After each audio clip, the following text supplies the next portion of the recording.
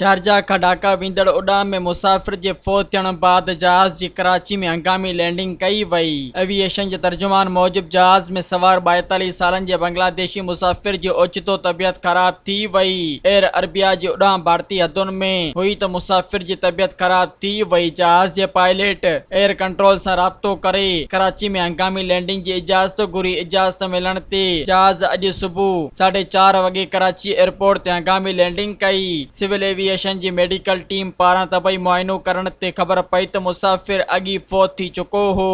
सुबुह 6:15 वॻे जहाज़ बांग्लादेशी शहरी जी मयत खणी ढाका रवानो थियो। मज़ीद ख़बरनि ऐं तफ़सीलात लाइ विज़िट कयो असांजी वेबसाइट www.awamiNewsHD.com ऐं ॾिसंदा रहो अवामी न्यूज़ HD।